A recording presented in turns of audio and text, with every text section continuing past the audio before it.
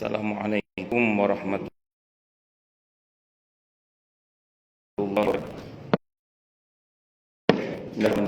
Alhamdulillahi rabbil alamin wa bihi nasta'inu ala umurid dunya waddin. Wassalatu wassalamu ala asyrafil anbiya'i wal mursalin Nabiyillahi Muhammadin wa ala alihi wa ashabihi wa dzurriyyatihi ajma'in, amma ba'du. Asyhadu an la ilaha illallah wa asyhadu anna Muhammadar Rasulullah wa ufawwidu amri ilallah innallaha basirum bil ibad. Hasbiyallahu la ilaha illa huwa alaihi tawakkaltu wa huwa rabbul arsyil azim. Qala Allah ta'ala fi kitabihil karim hikayatan an nabiyillahi Musa alaihi salam, Rabbi syrah li sadri wa yassir li amri wahlul 'uqdatam min lisani yafqahu qawli. Para alim, para asatid, para asatidah, para sepuh, para bini sepuh, para tokoh masyarakat, hadirin hadirat sekalian, hafidhani wa hafidhakumullah, bil khusus segenap pengurus Masjid Baitur Rahman yang semoga pengurusnya dan jamaahnya selalu dalam naungan rahmat, barokah, perlindungan serta bimbingan Allah Subhanahu wa taala. Amin Allahumma amin insyaallah. Dan bil khusus para asatidah, Ustaz Azmi Daud dan yang lain-lain, semoga Allah anugerahi kemanfaatan pada ilmunya, keberkahan pada ilmu dan umurnya, sehingga Allah manfaatkan beliau untuk agama dan umat ini la yaumil qiyamah. Amin Allahumma amin insyaallah. Masih melanjutkan kajian kita di pada hadis qudsi yang ke-68. Hadisnya sahih dari Abu Hurairah radhiyallahu an. Beliau menuturkan Rasulullah Muhammad sallallahu alaihi wa alihi wasallam bersabda. Apa sabda beliau? Tahajatil jannatu wan nar. Faqalatin naru uristu bil mutakabbirina wal mutajabbirin. Wa qalatil jannatu ma li la yadkhuluni illa du'afa'un nasi wa saqatuhum. Qala Allah tabaraka wa ta'ala lil jannati anti rahmati arhamu biki man asya'u min ibadi. Wa qala lin nari dan innama anti adabi wa adibu biki man asya'u min ibadi. Wa likulli wahidin minhuma mil'uha fa amman naru fala tamla'u hatta yad'a rijlahu fataqulu qad fahunalika tamtali'u wa yuzwa ba'daha ila ba'd wa la yadhlimu Allahu azza wa jalla min khalqihi ahadan wa ammal jannatu fa innallaha yunshi'u laha khalqan. Diriwayatkan oleh Al-Imam Al-Bukhari dan Imam Muslim. Jadi surga dan neraka berbantah-bantahan. Tahajatil jannatu wan nar. Jadi berbantah-bantahan surga dan neraka itu. Faqalatin nar, maka neraka berkata, uristu bil mutakabbirina wal mutajabbirin. Aku ini diwarisi atau dimasuki oleh orang-orang yang congkak lagi sombong. Mutakabbir itu ya sombong. Kalau mutajabbirin itu sebenarnya orang yang semena-mena itu. Itu mutajabbir. Dari kata jabrun, suka memaksa. Atau ya kebanyakan ya orang-orang yang zalim. Otoriter, tapi otoriter yang zalim. Jadi surga itu isinya pertama orang yang sombong, dan puncak kesombongan yang dimaksud dalam hadis tentang bahwa tidak masuk surga orang yang di hatinya ada sebiji sawi kesombongan, itu kesombongan yang dimaksud adalah batrul haq, menolak kebenaran. Jadi kesombongan yang dimaksud adalah batrul haq, menolak kebenaran. Dan kesombongan itu embrionya ujub. Ujub itu bangga diri, memuji-muji diri, lama-lama merasa lebih baik dari yang lain, disertai dengan merendahkan yang lain. Sehingga kemudian ketika kebenaran itu datang dari orang yang dia rendahkan, maka dia menolak kebenaran itu. Itu puncaknya itu. Dan yang paling fatal kalau kebenaran yang dimaksud adalah kebenaran agama ini. Nah, makanya bangsanya abu-abu itu, Abu Jahal, Abu Lahab, Abu Gosok dan lain-lain itu kan, atau Fir'aun, Haman, Qarun dan lain-lain itu kan, sebenarnya kan mereka mengakui kebenaran Nabi Muhammad SAW. Kayak Abu Jahal itu, Abu Lahab itu mengakui sebenarnya, cuman mereka mengingkari karena kesombongannya. Entah kesombongan dalam pengertian karena mereka ada kepentingan ekonomi atau sentimen pribadi atau apalah. Itu seperti itu.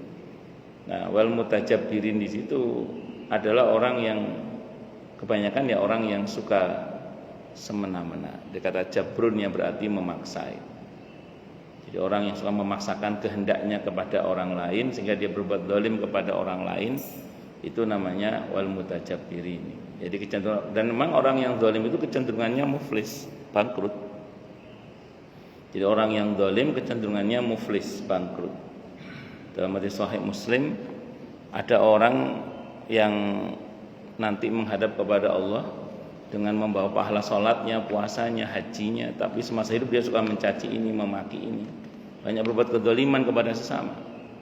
Maka dipanggillah orang-orang yang pernah dizalimi itu untuk mendapatkan pahala yang bersangkutan, sampai pahalanya habis, hingga dosa orang yang dizalimi diambil oleh orang yang menzalimi itu. Hingga kata Nabi Aukamakal, itulah orang-orang yang bangkrut, kata beliau. Itulah orang-orang yang bangkrut. Jadi orang yang bangkrut itu bukan orang yang tidak ada dirham dan tidak ada dinar, tapi orang yang semasa di dunia dia banyak berbuat zalim kepada sesama. Makanya ya kalau merujuk pada riwayat ini, ya jangan sampai kita menjadi orang yang sombong dalam pengertian tadi yang puncaknya adalah batrul haq, menolak kebenaran, embrinya adalah ujub, bangga diri itu. Nah, terus kemudian yang kedua, jangan sampai kita menjadi orang yang suka memaksakan kehendak kepada orang lain dalam pengertian yang zalim kepada orang lain tadi itu. Itu seperti itu. Wa qalatil jannatu, dan surga berkata, mali la yadkhuluni illa du'afa'un nasi wa saqatuhum. Kalau saya, kata surga, lain lagi. Kalau kata surga, tiada yang memasukiku kecuali manusia yang lemah dan miskin. Nah, tapi lemah yang tentu dalam ketaatan, miskinnya dalam ketaatan. Lemah durhaka, sudahlah sengsara di dunia, sengsara pula di akhirat. Miskin durhaka, ya sudahlah sengsara di dunia, sengsara pula di akhirat. Ini maksudnya yang miskin dalam ketaatan, lemah juga dalam ketaatan. Tapi ini bukan berarti dalil ya bahwa miskin itu lebih baik sebagaimana lemah lebih baik. Enggak, ini bukan dalil. Karena bagaimanapun juga yang lebih dicintai oleh Allah, kata Nabi, adalah mukmin yang kuat. Mukmin yang kuat itu lebih Allah cintai daripada mukmin yang lemah. Makanya hadis-hadis begini kan menghibur sebenarnya. Dan ini benar memang. Kalau ada orang miskin dalam ketaatan, potensi surganya besar. Kenapa? Hisabnya enggak banyak. Jadi ada orang lemah dan dia sabar dalam ketaatan, potensi surganya mudah. Karena hisabnya enggak banyak. Orang itu masuk minimarket aja, kalau belanjanya banyak, ngambilnya banyak, di kasir lama, hisapnya lama. Jadi orang itu kalau belanja di minimarket, ngambilnya banyak, di kasir bayarnya juga lama. Kalau ngambil cuma permen satu, hisapnya cepat. Allahu Akbar. Itulah kenapa ada riwayat yang menyebutkan bahwa orang-orang tawaya itu hisabnya belakangan. Ada yang mengatakan 500.000 tahun setelah orang-orang miskin. Tapi ini kan normalnya gitu maksudnya. Tapi jangan lupa ada hadis yang menyebutkan bahwa nanti orang-orang kaya yang banyak bersedekah yang amanah itu justru akan didahulukan masuk surganya bersama rombongan para nabi, para siddiqin dan para syuhada. Itu ada dalam sebuah hadis riwayat At-Tirmidzi, hadisnya sahih. Kama qala, Nabi bersabda, "At-tajirus saduqul amin ma'an nabiyyina wasiddiqina wasyuhada." Jadi pedagang dulu tajir itu kaya, pedagang itu dulu kaya karena dulu yang kaya pedagang. Sekarang sama sih, pengusaha yang kaya. Nah, jadi pedagang atau orang kaya yang saduq itu banyak sedekahnya, dari wazan fa'ul, berarti banyak sedekahnya. Terus amin, saduq, at-tajirus saduqul amin. Amin itu maksudnya amanah. Cara mendapatkan hartanya itu jujur, dia enggak pakai bohong, tidak dari hasil curang, korupsi, enggak. Kata Nabi, ma'an nabiyyin, dia akan bersama dengan para nabi nanti di akhirat. Wasiddiqin dan siddiqin. Siddiqin itu orang-orang mulia yang satu tingkat di bawah para nabi. Seperti Abu Bakar As-Siddiq radhiyallahu anhu, Siti Maryam Siddiqah itu, Siti Aisyah itu juga Siddiqah. Jadi satu tingkat di bawah nabi aja. Wasyuhada, dan bersama para syuhada. Kenapa orang-orang kaya yang banyak bersedekah, yang terpercaya ini kok bisa satu rombongan dengan para nabi? Berarti kan masuk surga duluan ini. Karena mereka banyak membantu dakwahnya Rasulullah Muhammad sallallahu alaihi wasallam. Banyak membantu dakwahnya para ulama sebagai ahli warisnya para nabi. Makanya pantas kalau mereka masuk surga duluan bersama dengan orang-orang yang mereka bantu. Nah, sebagaimana nun sewu anjingnya Ashabul Kahfi itu membantu dakwahnya Ashabul Kahfi, masuk surga bersama Ashabul Kahfi. Kata para ulama, nun sewu anjing aja bisa, apalagi manusia. Kalau kita banyak membantu. Maka kalau ingin walaupun kaya tapi kemudian yang bersangkutan itu ingin masuk surga, maka ingin masuk surga cepetan maksudnya, maka banyak-banyaklah membantu perjuangan dakwah Rasulullah Muhammad sallallahu alaihi wasallam. Ada pesantren, ada madrasah, ada majelis taklim, ada masjid, ada mushola. Dan perjuangan ahli warisnya para ulama, termasuk para siddiqin, para syuhada, dan seterusnya para mujahidin, orang-orang yang berjuang di jalan Allah Subhanahu wa taala. Allahu Akbar. Jadi saya ulang, hadis ini bukan menunjukkan keutamaan orang lemah terus kita disuruh jadi orang lemah, enggak. Tetap mukmin yang kuat itu lebih baik daripada mukmin yang lemah. Hanya saja kalau ada mukmin yang lemah, itu potensi masuk surganya normalnya ya itu lebih cepat gitu, karena hisabnya enggak terlalu banyak. Tapi jangan salah, orang yang kaya pun bisa dapat fasilitas masuk surga terlebih dahulu bersama para nabi, bahkan para siddiqin dan para syuhada ketika mereka banyak menggunakan hartanya di jalan Allah. Allahu Akbar. Itu seperti itu. Dan saya ulang tadi, kalau dia lemah sabar dalam ketaatan, kalau dia miskin sabar dalam ketaatan. Kalau lemah dalam kedurhakaan, miskin dalam kedurhakaan, ya tadi naudzubillahi minasyarri tadi. Sudahlah dia celaka atau sengsara di dunia, sengsara pula di akhiratnya. Sehingga mungkin saya pernah sampaikan di sini ya, ada orang yang bertanya, "Ustadz, apa betul orang itu kalau sengsara di dunia nanti akan mengurangi penderitaannya di akhirat? Sementara kalau kaya di dunia akan menambah kalau sengsara akan mengurangi penderitaan di akhirat, kalau kaya akan mengurangi kenikmatan di akhirat," gitu. Saya jawab belum tentu. Kalau dia sabar dalam penderitaannya, dalam ketaatan, bahkan sanggup bersyukur, tidak hanya mengurangi, bahkan bisa menghilangkan penderitaannya di akhirat, karena dia masuk surga. Nah, sementara kalau yang bersangkutan itu di dunia meratap, tidak ridho dengan keputusan Allah, nggak sabar, apalagi terus durhaka, alih-alih menghilangkan penderitaannya justru akan membuat dia semakin menderita. Jadi dunianya menderita, akhiratnya lebih menderita lagi. Itu yang pertama. Apakah kekayaan itu mengurangi nikmat surga? Bukan cuma mengurangi, bahkan bisa meniadakan nikmat surga kalau kekayaannya dipakai untuk durhaka kepada Allah. Tapi kalau kekayaannya dipakai untuk taat kepada Allah, membantu perjuangan dakwahnya para nabi dan rasul, membantu dakwahnya para ulama, para orang-orang yang berjuang di jalan Allah, wah, justru itu akan menambah nikmat yang sudah ada.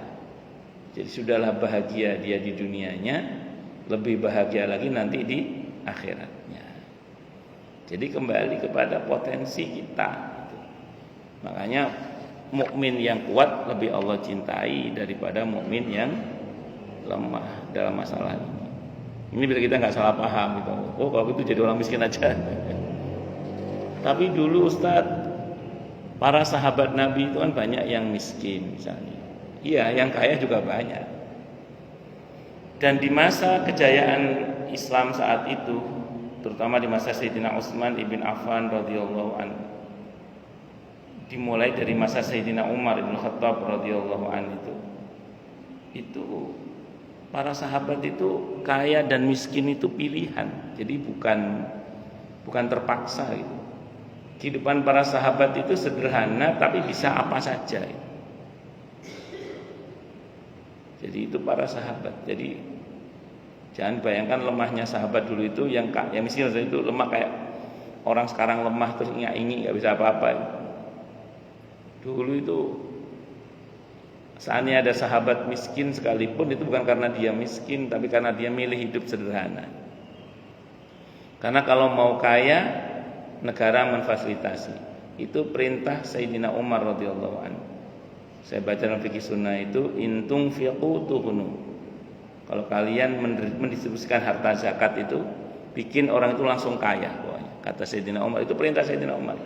Sehingga saya baca dalam riwayat itu, satu orang miskin di masa Sayyidina Umar itu kalau dia mau menerima zakat dari kaum muslimin melalui baitul malnya pemerintah, itu satu orang miskin dapat rumah, dapat modal plus budak. Budak itu karyawan kalau sekarang. Jadi satu orang miskin itu dapat rumah plus modal plus budak. Gimana nggak langsung kaya? Itu di masa Sayyidina Umar radhiyallahu. Beberapa sahabat dipersilakan kalau mau ngambil hak kaya. Di antara yang ngambil hak kaya itu Abu Hurairah radhiyallahu anhu, itu ngambil hak kaya. Beliau cukup lama jadi orang miskin, bahkan jadi pimpinannya orang miskin, ahlu sufah. Termasuk yang ngambil hak kaya adalah sahabat Anas ibn Malik radhiyallahu anhu, sampai punya istana beliau. Karena putranya banyak, sahabat Anas itu putranya banyak. Beliau di masa Sayyidina Umar ngambil hak kaya. Itu punya istana, bahkan meninggal dalam istana beliau itu. Saya ulang karena putranya banyak. Menurut saya pernah ngaji manaqib beliau itu, putranya itu 100 lebih. Ada yang mengatakan 114 sesuai dengan jumlah surah dalam Al-Quran. 90 hafal Al-Quran, semua jadi ulama. Kalau Anda baca dalam manaqib beliau, di antara kebiasaan beliau kalau sudah khatmul Quran, dipanggil semua anak dan istrinya, beliau berdoa. Beliau berdoa. Nah, itu yang mengaminkan sekian banyak itu. Itu Sayyidina Anas ibn Malik radhiyallahu anhu. Nah, apalagi di dalam Islam ini ada banyak syariat yang menuntut adanya biaya. Haji, zakat itu sendiri, berjuang itu sendiri. Ya walaupun kita tidak boleh mencintai dunia, akan tetapi Islam juga tidak mengajarkan kita untuk anti dunia, karena tidak ada perjalanan menuju ke akhirat kecuali melalui dunia gitu. Dan dunia ini satu-satunya tempat untuk kita memesan surga. Jadi dunia ini satu-satunya tempat untuk kita memesan surga. Dan surga itu hanya bisa dipesan di dunia ini saja. Kalau sudah mati nggak bisa lagi pesan surga itu. Kalau masih hidup, insya Allah kita masih bisa pesan surga itu. Pun masing-masing dengan potensinya nggih. Kalau yang sedang diuji dengan kelemahan yaitu potensial masuk surganya cepat, udah gitu aja. Tapi kalau diuji dengan kekuatan ya potensi surganya juga cepat asal banyak bersedekah dan amanah dalam kekayaannya itu. Qala Allah tabaraka wa ta'ala, Allah tabaraka wa ta'ala berfirman lil jannati pada surga, anti kamu hai surga, rahmati adalah rahmatku, arhamu aku sayangi, biki disebab kamu man siapapun, asya'u yang aku kehendaki, min ibadi dari hamba-hambaku. Wa qala dan Allah berfirman linnari kepada neraka, anti innama anti bahwasanya engkau hai neraka, adabi adalah adabku, wa'adibu biki aku adab sebab engkau man siapapun, asya'u yang aku kehendaki, min ibadi dari hamba-hambaku. Walikulli wahidin minhuma mil'uha, dan bagi setiap keduanya yaitu surga dan neraka itu akan diisi penuh nanti. Jadi akan diisi penuh. Jadi semuanya akan diisi penuh oleh Allah Subhanahu wa ta'ala, surga dan neraka itu. Surga itu rahmat Allah, neraka itu murka Allah.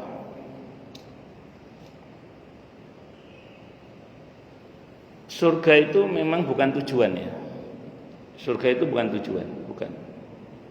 Karena surga itu makhluk yang diciptakan oleh Allah untuk melayani kita, insya Allah. Surga itu makhluk yang diciptakan oleh Allah untuk melayani kita, insya Allah, insya Allah. Tujuan kita adalah perjumpaan dengan Allah, itu tujuan kita. Inna lillahi wa inna ilaihi raji'un. Dan nikmat terbesar bagi kita adalah perjumpaan dengan Allah itu. Faman kana yarju liqa'a rabbih falyamal amalan shalihan wa la yusyrik bi'ibadati rabbih ahada. Nah, dan nikmat terbesar itu adanya di surga. Makanya kita harus berharap masuk surga. Jadi kita harus berharap masuk surga. Surga itu harapan, bukan tujuan. Tujuan kita perjumpaan dengan Allah. Nah, nikmat itu adanya di mana? Di surga. Makanya kita harus berharap masuk surga. Dan kalau ngomong surga itu bukan semata-mata soal bidadari yang cuantik itu. Bukan soal kenikmatan yang nikmat terkait dengan indrawi itu, bukan semata-mata itu. Lebih dari itu, surga itu adalah rahmat Allah. Siapa yang tidak ingin dirahmati oleh Allah? Maka ada sebagian ulama itu yang menjelaskan, ada orang itu berdoa, kok di doanya nggak ada yang minta surga itu. Kata para ulama, surga itu heran, tidak tertarik masuk ke saya dia. Ada ulama lain yang mengatakan, yang ngiming-ngimingi kita, ngiming-ngimingi itu apa? Yang ngiming-ngimingi apa? Bahasa Jawa ngiming-ngimingi, bahasa Indonesia apa Pak? Ngiming-ngimingi itu nawar-nawarin. Yang ngiming-ngimingi kita masuk surga itu kan Allah. Kok kita nggak tertarik itu loh, kan aneh itu. Sebagaimana yang menakut-nakuti kita akan neraka itu Allah, kok nggak takut sama neraka? Neraka itu bukan soal sekedar siksaan fisik, lebih dari itu dia murka Allah itu loh. Siapa yang mau dimurkai oleh Allah? Nabi saja mengatakan, illam takun alayya ghadiban fala ubali, asal kau tidak marah padaku ya Allah, saya tidak peduli. Monggo terserah jenengan. Makanya surga neraka ini bukan semata-mata soal nikmat dan adab. Lebih dari itu, surga itu rahmat Allah, neraka itu murkanya Allah. Makanya Nabi memerintahkan kita untuk minta surga Firdaus. Kita diperintah oleh Nabi untuk minta surga Firdaus. Enggak pantas memang kita ini, siapalah kita dapat surga Firdaus. Tapi karena Nabi yang nyuruh, kita minta. Maka kalau seusai maghrib yang 7 kali dibaca hadis riwayat Abi Dawud itu, sebelum kita ngobrol sama orang lain itu, Allahumma inni as'alukal jannah, Allahumma ajirni minan nar. Kalau yang habis subuh Allahumma ajirni minan nar 7 kali. Dan doa ini enggak sembarangan, doa ini yang Nabi ajarkan. Nabi yang ajarkan pasti enggak sembarangan kan? Karena dalam hadis Sahih Muslim itu nanti diterangkan bahwa ada orang itu yang akan dilempar ke neraka itu. Terus neraka enggak mau terima, dalam hadis Sahih Muslim itu. Di bab tentang hari akhir itu. Ditanya, neraka itu tanya, "Kenapa kamu enggak mau terima orang ini?" Kata neraka, "Orang ini pernah berdoa kepada Allah agar selamat dari siksa saya." Kata neraka itu. Hadisnya Sahih Muslim. Moga-moga. Kata neraka gitu, orang ini pernah berdoa kepada Allah agar selamat dari siksa saya. Saya enggak mau terima orang ini. Maka dikonfirmasi kepada Allah, ya wis, enggak jadi masuk neraka, masuk surga saja. Itu yang Allah bilang di surah Ali Imran ayat 185 itu. Faman zuhziha 'anil nari wa udkhilal jannata faqad faz. Jadi maka siapapun orang yang dijauhkan dari neraka dimasukkan ke surga, maka dia sungguh adalah orang yang beruntung. Allah itu barokahnya mohon kepada Allah surga dan berlindung dari bahaya api neraka. Ya paling enggak Rabbana atina fid dunya hasanah fil akhirati hasanah wa qina adzabannar. Itu seperti itu.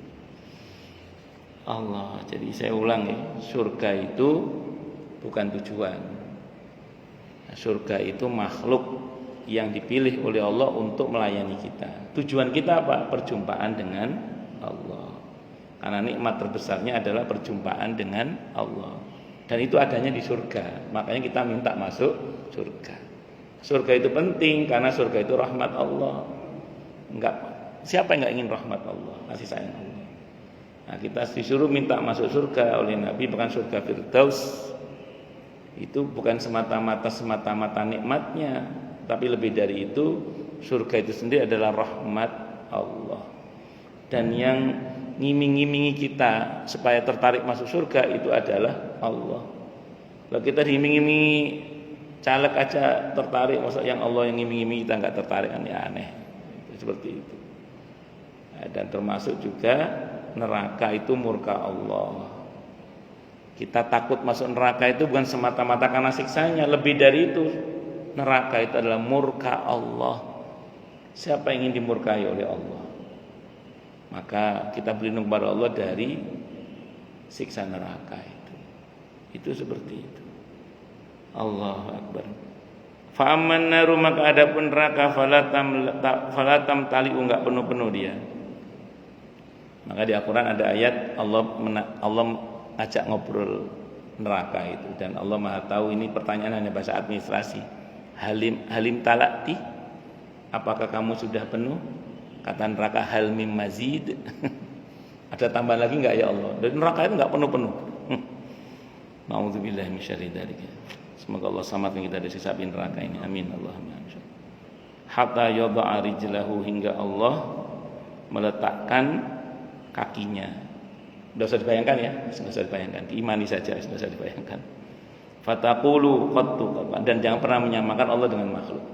Diimani saja teksnya, diimani saja isinya, tapi jangan pernah membayang-bayangkan, karena bayangan itu adalah makhluk. Dan yang pasti Allah tidak sama dengan makhluk. Laisa kamitslihi syai'un. Terus kemudian Allah itu walam yakul lahu kufuwan ahad. Tidak usah dibayang-bayangkan, diimani aja. Apa maksudnya, kita serahkan semuanya kepada Allah. Itu namanya tafwid, kita serahkan kepada Allah.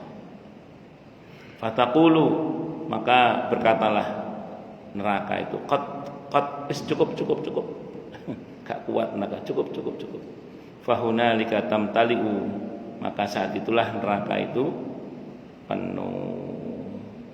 Fahunalika tamtali'u wa yuzwa ba'duha ila ba'din wala yadhlimullahu min khalqihi ahadan. Jadi pada saat itu neraka penuh dan dihalangi satu sama lain, dan Allah tidak akan mendolimi seorang pun dari makhluknya. Wa ammal jannatu, dan adapun surga, fa innallaha yunshi'u laha khalqan. Adapun surga, maka Allah Azza wa Jalla menciptakan makhluk untuknya. Diriwayatkan oleh Al-Imam Al-Bukhari dan Imam Muslim. Kalau neraka itu penduduknya bisa berkurang, tapi kalau surga yang sudah masuk nggak akan keluar lagi. Tapi kalau orang yang di neraka itu masih bisa masuk surga. Siapa mereka? Yang paling terakhir masuk surga itu adalah orang yang hatinya itu kosong, nggak ada kebaikan sama sekali, kecuali satu titik. Dan satu titik putih itu adalah la ilaha illallah. Maka orang yang di hatinya masih ada la ilaha illallahnya itu, dia ada potensi masuk surga. Tapi kosong gak karu-karuan. Itu di bab tentang syafaat. Satu. Yang kedua, kenapa orang beriman akhirnya masuk surga itu? Gara-gara ada orang musyrik ngomong gini, ternyata aku sama kamu sama saja ya. Kamu beriman ujungnya masuk neraka, aku kafir ya masuk neraka. Itu Allah gak terima itu. Gak terima Allah. Langsung Allah ambil keputusan, yang beriman masuk surga. Langsung diambil satu persatu sesuai dengan kadarnya itu, dengan izin Allah. Jadi gara-gara ada orang kafir ngomong di neraka, itu ngomong orang kafir, ya ternyata kamu sama saya sama saja. Kamu beriman masuk neraka, aku musyrik juga masuk neraka, sama saja. Allah murka, tidak sama tetap. Orang beriman sama tidak beriman itu tidak sama. Karena bagaimanapun juga orang yang di hatinya ada iman dan Islamnya, orang yang di dalam hatinya ada iman dan Islamnya, seorang muslim lah kalau bahasa kita.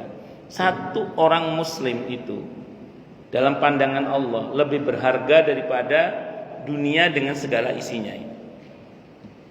Satu orang muslim dalam pandangan Allah itu lebih berharga daripada dunia dengan segala isinya ini.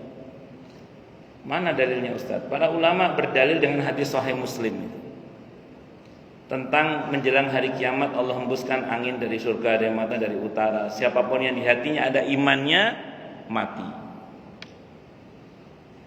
Semua yang ada imannya mati. Karena dunia ini tidak akan Allah hancurkan sampai semua orang yang beriman mati.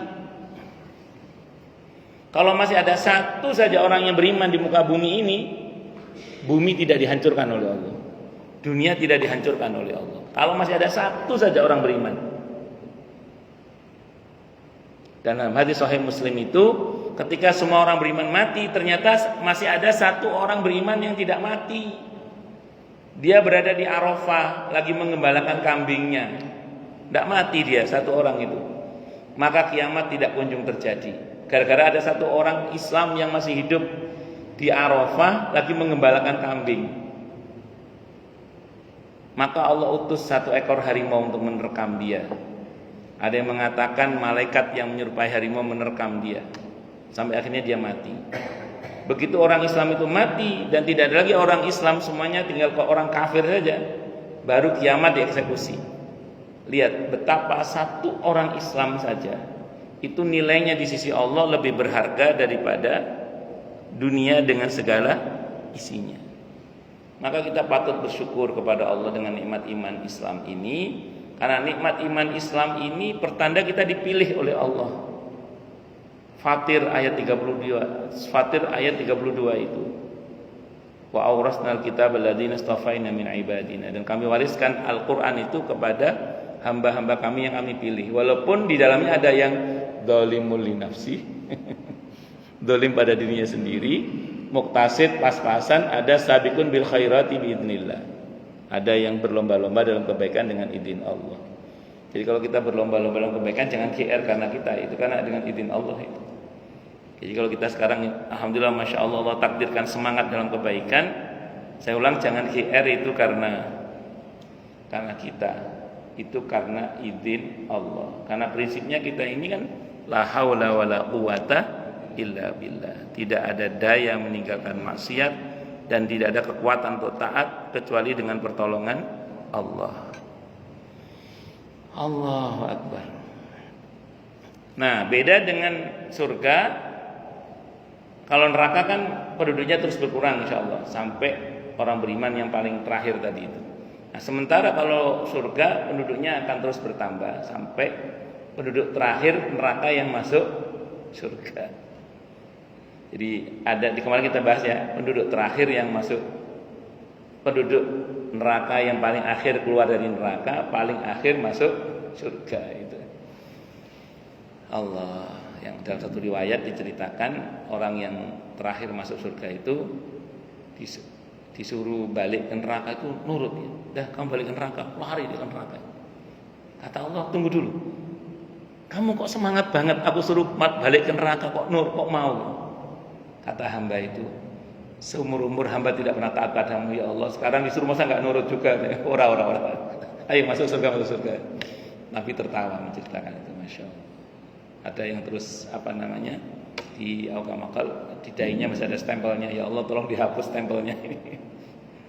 Stempel orang yang dibebaskan dari siksa neraka. Allah. Maka bersyukurlah dengan nikmat iman Islam ini, dengan nikmat la ilaha illallah Muhammadur Rasulullah. Wah, berarti orang-orang yang tidak beriman itu kasihan dong Ustaz, karena nggak dipilih oleh Allah. Kita harus kasihan. Melihat orang-orang yang tidak beriman itu kita harus kasihan. Karena mereka tidak dipilih oleh Allah. Karena kasihan. Dakwahkan Islam kepada mereka, kenalkan Islam kepada mereka. Dan tidak harus ngomong, ayo masuk Islam, nggak harus. Tapi paling tidak tunjukkan sikap indah kita sebagai seorang muslim agar orang tertarik untuk masuk Islam. Tunjukkan. Di tengah fitnah akhir zaman yang luar biasa ini, berusaha tampil jujur, amanah, tidak khianat, santun, dermawan. Tunjukkan akhlak Islam kita supaya kemudian orang-orang di luar Islam tertarik untuk masuk Islam. Kita tidak boleh paksa, tapi mengajak kan boleh. Dan mengajak tidak harus menggunakan kata-kata. Tunjukkan sikap Islam kita yang bagus, yang indah. Itu seperti itu. Allah. Berikutnya hadisnya juga sahih, hadis yang ke-69 dari Anas bin Malik radhiyallahu anhu bahwa Rasulullah Muhammad sallallahu alaihi wasallam bersabda, "Yu'ta bi asyaddin nasi kana bala'an fid dunya min ahlil jannah." Yu'ta didatangkan bi asyaddin nasi dengan paling dahsyatnya manusia. Karena yang ada ia apanya bala'an, balaknya, ujiannya fid dunya di dunia, min ahlil jannati dari kalangan ahli surga. Fayaqulu maka berfirman siapa Allah Ta'ala, usbughuhu sibghatan fil jannah, celupkan orang itu celupkanlah dia dengan satu celupan fil jannati di surga. Fayasbahuhu maka para malaikat mencelupkan dia fiha di dalam surga sibghatan satu celupan. Fayaqulullahu maka berfirman siapa Allah Azza wa Jalla, ya ibna Adam, ya anak Adam, hal ra'aita bu'san qattu, apakah kamu pernah merasakan penderitaan, au syai'an takrahu, atau sesuatu yang kamu tidak sukai? Fayaqulu maka orang ini berkata, la, tidak, wa izzatika, dan demi keagunganmu, ma ra'aitu syai'an akrahuhu qattu, aku tidak pernah merasakan sesuatu yang tidak aku sukai sama sekali. Nah, ada orang di dunia ini paling dahsyat cobaan penderitaannya di dunia ini. Dia masuk surga, pas kata Allah, coba celupkan dia di surga sebentar aja, satu celupan. Satu celupan dimasukkan ke surga, kalau bahasa kita dimasukkan sebentar dikeluarin lagi gitu ya. Terus ditanya oleh Allah, apakah kamu pernah merasakan penderitaan? Atau ada enggak kejadian yang kamu tidak suka selama ini? Kata orang itu, udah lupa tuh kalau bahasa kita, udah lupa. Enggak, saya tidak pernah merasakan penderitaan sama sekali. Yang ada adalah kebahagiaan. Begitu nikmatnya surga sampai orang lupa dengan penderitaannya semasa di dunia. Maka sedih, bahagia, jatuh, bangun, sempit, lapang. Itu memang sunnatullahnya dunia. Dan hal-hal yang gak enak di dunia ini sengaja Allah buat memang, supaya kita tahu bahwa dunia ini gak enak. Saya ulang ya, hal-hal yang gak enak di dunia ini sengaja Allah buat supaya kita tahu bahwa dunia ini memang gak enak gitu. Lah kalau sudah tahu dunia gak enak, maka jangan jadikan dunia ini sebagai tujuan gitu. Maka jadikan dia sebagai kendaraan untuk kita menuju kepada Allah Subhanahu wa taala. Dan jangan dikira hal-hal yang gak enak itu tidak diberi pahala oleh Allah kita di dalamnya. Entah sudah atau belum, saya lupa di sini, di hadis di sini ada. Kalau hadisnya Sahih Muslim yang pertama, kalau kita sabar dengan keadaan yang gak enak itu, dosa kita ini rontok seperti daun yang berguguran dari dahannya. Seperti pohon yang menggugurkan daun-daunnya, itu kata Nabi. Hadisnya Sahih Muslim au kama qala. Dan jangan salah, ketika kita diuji dengan sesuatu yang gak enak, kalau kita sanggup bersyukur, hadisnya riwayat Ahmad, hadisnya Sahih li ghairihi, dalam hadis di kitab ini nanti ketemu insyaallah kita. Bahkan Allah janjikan ampunan seperti bayi yang baru lahir dari rahim ibunya. Dan jaminannya dalam hadis yang sahih ini, nanti begitu masuk surga, orang itu akan melupakan semua penderitaannya saking nikmatnya surga. Tapi berlaku sebaliknya. Summa yu'ta didatangkan, kemudian didatangkan bi an'amin nasi, orang yang paling banyak nikmatnya. Orang yang paling banyak nikmatnya karena yang ada ya fi dunia, di dunia. Min ahlin nar, dari kalangan penduduk neraka. Ada orang paling kaya, paling senang hidupnya di dunia dulu itu. Tapi di ahli neraka didatangkan ya fayaqul, maka Allah berfirman usbuhuhu, celupkan dia fiha di dalam neraka sibukatan satu celupan. Celupkan sebentar aja. Fayaqulu, maka Allah berfirman, ya ibna Adam, hai anak Adam, hal ra'aita khairan qattu, apakah kamu pernah mendapati kebaikan dalam kehidupan kamu? Qurrata ain qattu, apa kamu pernah mengalami kebahagiaan gitu ya kalau bahasa kita.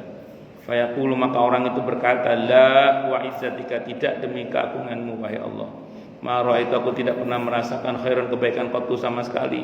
Wala qurrata ainin qattu, dan tidak pernah merasakan kebahagiaan sama sekali, atau setiapnya pandangan mata sama sekali. Ini diriwayatkan oleh Ahmad, Muslim, dan Ibnu Majah rahimahumullah. Jadi orang yang paling bahagia di dunia dicelupkan ke neraka sekali, ditanya apakah pernah mengalami nikmat, dia bilang sudah lupa dengan nikmat itu. Dia sudah lupa dengan apa yang pernah dia lihat dalam bentuk kenikmatan-kenikmatan karena saking dahsyatnya neraka. Maka kita jangan iri dengan orang-orang yang diberi kenikmatan oleh Allah tapi dalam kedurhakaan, apalagi dalam kekafiran. Jangan iri. Pertama, karena memang kalau orang kafir itu kebaikannya tidak akan dibalas oleh Allah kecuali di dunia ini. Maka jangan kita iri dengan orang kafir yang memang dikasih banyak di dunia ini. Kenapa? Karena memang mereka tidak akan dibalas kebaikannya nanti di akhirat. Maka semua dikasih cash di dunia ini. Bahkan kata Imam Al-Qurtubi, kalau sampai ajalnya datang masih belum terbalas semua kebaikannya, Allah puncai dengan mati yang indah. Matinya itu senang dia. Karena di dunia saja tempat membalas amal mereka, di akhirat mereka gak akan dibalas. Di dunia tinggal penderitaan-penderitaan saja. Di akhirat tinggal penderitaan-penderitaan saja. Na'udzubillahi min syarri dzalik. Nah, sementara orang yang beriman semuanya tidak hanya dibalas di dunia, tapi juga dibalas di akhirat. Sehingga kalau ada sebagian tidak Allah penuhi di dunia ini, nanti penuhnya di akhirat. Tidak usah khawatir. Jadi kalau sebagian kita tidak Allah cashkan semuanya di dunia, karena sebagiannya Allah simpan untuk kebahagiaan kita nanti di akhirat. Waduh, berarti muslim yang kaya nanti di akhirat berkurang dong nikmatnya. Tadi rumusnya, kalau kemudahan yang ada di dunia untuk membantu perjuangan di jalan Allah, membantu ketaatan sesama pada Allah dan membantu sesama dan seterusnya lah, ya insya Allah justru akan menyempurnakan kemuliaan nanti di akhirat. Tapi kalau kekayaannya itu hanya dipakai untuk foya-foya dan senang-senang saja, ya itu yang akan memperberat hisabnya dalam masalah ini. Allahu Akbar. Ini saya kira ini yang bisa saya sampaikan.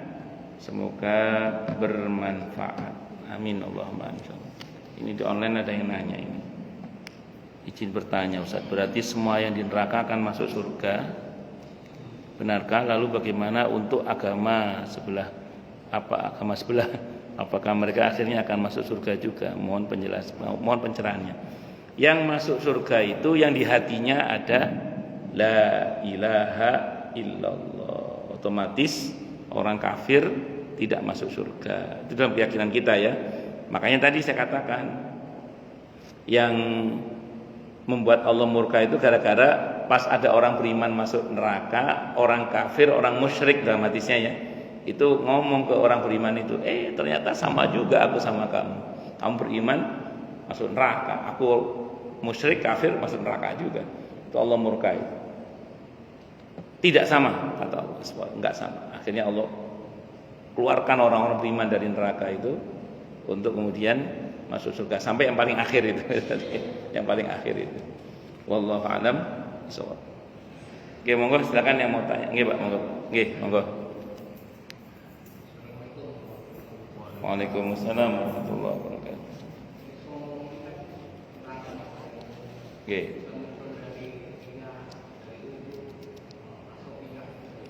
Nggih.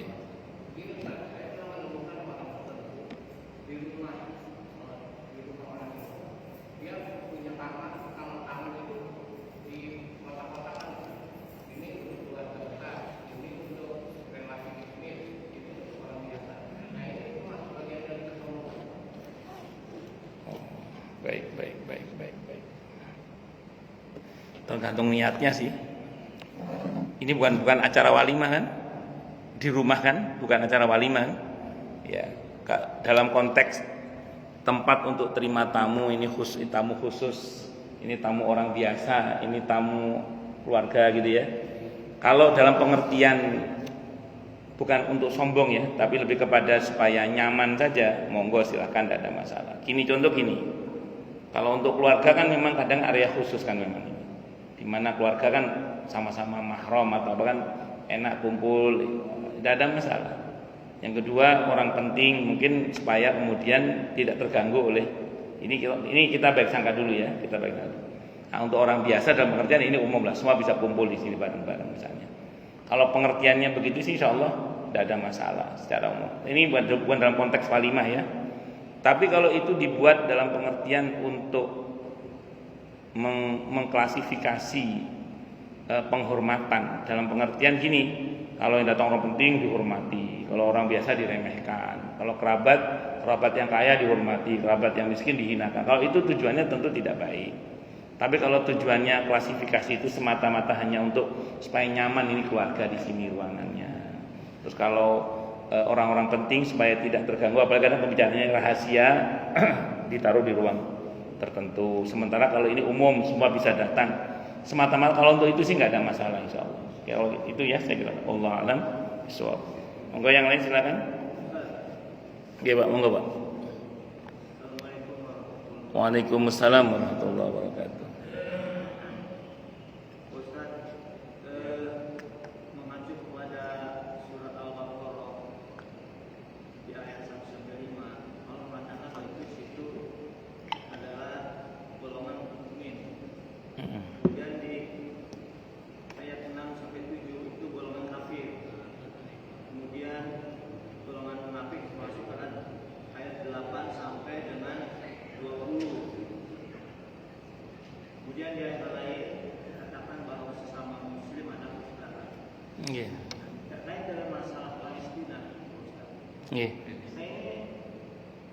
Muslim khususnya pemimpin yang membiarkan sampai terjadi genosida dan membiarkan itu termasuk golongan mana seperti ini?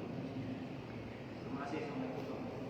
Waalaikumsalam warahmatullahi wabarakatuh. Perang itu memang akan memunculkan watak asli. Perang itu. Jadi di mana ada perang, di situ watak asli itu muncul. Maka ketika terjadi perang di Palestina itu, Kita lihat kan watak asli orang muncul semua. Yang membela ya dengan pembelaannya, yang tidak ya dengan ketidakannya, dan yang seolah-olah membela ya juga ada, yang macam-macam lah, yang punya kepentingan apa macam-macam. Maka kalau Bapak nanya misalnya kalau ada seorang pemimpin muslim kemudian tidak peduli membela saudaranya dalam hal ini, maka itu sebenarnya sudah diisyaratkan oleh Nabi terlebih terdahulu terkait dengan wahan itu. Wahan itu penyakit yang akan merusak orang-orang Islam karena hubbud dunya wa karahiyatul maut, sehingga dia akan seperti buih yang di lautan itu, jumlahnya banyak tapi seperti buih itu seperti itu. Nah makanya kalau kita perhatikan, tidak usah jauh-jauh lah, Mesir kemarin kan aneh, Mesir kok iso nutup bantuan menuju ke, nah itu ada apa di situ itu misalnya. Kenapa banyak kekuatan-kekuatan muslim yang tidak berdaya dalam, ada apa itu? Ya wallahu a'lam bishawab, terlepas dari apa. Kalau memang betul-betul kan kita nggak tahu isi hati orang, kita hanya tahu zahirnya ya. Ya wallahu a'lam bishawab, ada apa itu ya. Saya tidak berani memastikan bahwa mereka pasti dalam golongan itu, tapi yang pasti ya tidak elok lah. Yang kasat mata saya lihat yaitu bagian dari penyakit wahan itu, takut kehilangan posisi, takut kehilangan kedudukan, takut dan seterusnya itu. Saya kira itu Pak, wallahu a'lam bishawab. Nggih monggo yang lain silakan. Nggih monggo.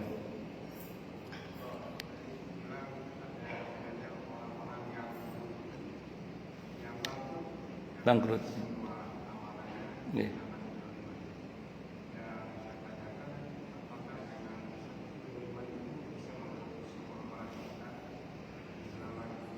Bagus. Secara umum kalau kita baca hadis Sahih Muslim berkaitan dengan orang yang muflis itu berurusan dengan satu orang saja. Kalau kita tidak selesaikan di dunia dengan taubat yang sungguh-sungguh, itu bangkrut sudah. Potensial zalim pada satu orang saja. Kalau kita menjadi pada hadis Sahih Muslim itu kan baru didatangkan satu orang saja itu, belum yang lain-lainnya. Wisata mahada dan itu saja sudah potensi bangkrut. Baru satu orang, belum kalau satu RT, belum kalau satu RW, belum kalau dia zalim ke satu kelurahan, zalim pada senegara. Itu gimana itu? Satu orang aja udah potensi bangkrut. Makanya gini, setiap kita ini ada potensi berbuat zalim, semua kita. Karena manusia itu kan zaluman jahula. Zalim ya bodoh pula manusia itu. Terus gimana solusinya Ustaz? Yang pertama kita sebanyak bertobat minta ampun kepada Allah, satu. Yang kedua banyak-banyaklah memaafkan sesama. Mudah-mudahan dengan kita memaafkan itu kita diampuni oleh Allah dan digerakkan hati orang yang pernah kita zalimi untuk memaafkan kita juga. Itu yang kedua. Yang ketiga, mintakan ampun, di samping minta maaf kepada yang bersangkutan kalau ada orangnya ya. Kalau nggak ada orangnya atau orangnya sudah meninggal, mintakanlah ampun kepada Allah untuk mereka yang pernah kita zalimi itu. Kalau disimpelkan oleh para ulama itu, astaghfirullahalazim li walidayya wa li ashabil huquqil wajibati alayya. Ya Allah, ampunilah dosa-dosa hamba, dosa kedua orang tua hamba, dan dosa orang-orang yang kepada mereka hamba punya kewajiban minta maaf. Itu mintakan ampun kepada Allah untuk mereka. Nah, kalau ada hak yang diambil, kembalikan. Kalau orangnya udah nggak ada, nggak jelas di mana rimbanya, sedekah atas nama mereka. Yang berkata ini Imam Al-Qurtubi dalam kitab At-Tadhkirah. Kata beliau tidak ada khilaf di antara para ulama. Jadi cara tobatnya minta ampun kepada Allah, banyak-banyak memaafkan sesama. Dalam Islam ada rumus ya, wa jazaa'u hasanatin hasanatun wa asyru amsalihha. Balasan kebaikan adalah kebaikan yang serupa kali 10. Makanya di surah An-Nur ayat 22, kalau kita memaafkan kita akan diampuni oleh Allah. Nah, kali 10 masih. Kali 10 itu minimal ya. Semoga Allah gerakkan hati orang-orang yang pernah kita zalimi untuk memaafkan kita. Itu harapannya itu gitu. Nah, yang ketiga, minta maaf kepada orang yang kita zalimi. Kalau orangnya masih mungkin untuk kita minta maaf, kalau nggak mungkin lagi karena udah meninggal atau nggak jelas di mana rimbanya, mintakan ampun kepada Allah untuk mereka semua. Kalau ada hak yang kita ambil, kembalikan. Kalau ada orangnya atau ada ahli warisnya. Kalau nggak ada gimana? Sedekah atas nama mereka. dengan niat mengembalikan hak mereka. Itu kata Imam Al-Qurtubi tidak ada khilaf di antara para ulama. Kita lakukan itu. Itu paling enggak kalau kita lakukan insya Allah dan semoga kita tidak bangkrut. Satu dulu. Yang kedua, kita dihibur dengan hadis sahih riwayat Al-Bukhari tentang seseorang yang telah membunuh 100 orang.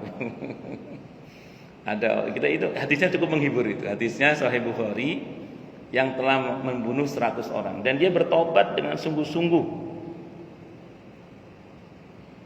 sampai dia diperintah untuk berhijrah ke tempat yang baru yang akan berubah lebih baik itu. Dalam perjalanan itu kan dia meninggal. Baru tobat meninggal. Padahal dia belum minta maaf ke 100 keluarga yang dia bunuh. Dia belum minta maaf itu dalam hadis itu. Belum minta maaf ke 100 keluarga yang dia bunuh. Dia masih dalam proses hijrah ke tempat yang lebih baik. Mati. Berebut malaikat rahmat dan malaikat adab. Kenapa berebut? Karena malaikat itu taunya aroma aja. Kejahatan aromanya busuk, kebaikan aromanya wangi. Malaikat rahmat mencium aroma taubat.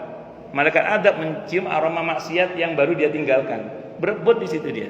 Ini bagian saya kata malaikat adab. Kata malaikat rahmat, enggak, ini bagian saya. Maka Allah perintahkan untuk diukur lebih dekat mana jarak antara dia maksiat sebelumnya sama tempat di mana dia akan berbuat baik. Dalam hadis itu, kalau kita baca hadisnya, Allah geser jenazahnya lebih dekat sejengkal. Betapa Allah ingin hambanya diampuni itu. Karena Allah itu hobinya memaafkan. Allahumma innaka afuun tuhibbul afwa fa'fu anni. Ya Allah, Engkau Maha Pemaaf, Engkau senang memaafkan. Jadi Allah itu hobinya memaafkan. Maka maafkanlah hamba. Maka digeser dikit oleh Allah. Dan diukur sejengkal lebih dekat dia ke tempat di mana dia mau bertobat, akan berubah lebih baik itu. Allah rahmati dia, masya Allah. Maksudnya apa yang kata para ulama? Taruhlah kita ini, maaf namanya manusia ya, dulu belum ngaji, belum tahu, atau yang akan datang kita nggak sengaja dolim pada orang lain. Kalau kita menyadari enak sih minta maaf segera. Tapi kalau enggak kan kadang kita tidak tahu. Maka bersungguh-sungguhlah dalam bertobat, minta ampun kepada Allah. Berusaha untuk berubah lebih baik. Besar harapannya dengan cara itu semoga kita diampuni dan dirahmati oleh Allah sebagaimana orang tadi. Itu seperti itu. Ngoten nggih? Wallahu a'lam bishawab. Kelas ya. Baik, kita tutup dengan hamdalah. Alhamdulillahirabbil alamin. Semoga kajian kita bisa bermanfaat, mubarakah fid dini wad dunya wal akhirah untuk kita, keluarga kita dan seluruh umat Islam semuanya. Dan mudah-mudahan kita semua dijadikan oleh Allah sebagai orang-orang yang sukses dunia akhirat, selamat dunia akhirat, bahagia dunia akhirat, dan dipermudah urusan kita oleh Allah fid dini wad dunya wal akhirah. Semoga Allah limpahkan hidayah selalu untuk kita. Semoga Allah tingkatkan selalu hidayah untuk kita, dan semoga Allah berikan hidayah untuk siapapun yang melihat kita. Subhanakallahumma bihamdika asyhadu an la ilaha illa anta astaghfiruka wa atubu ilaik. Sallallahu alaihi Muhammad wa ala alihi wasallam. Saya mohon maaf. Wassalamualaikum warahmatullahi wabarakatuh.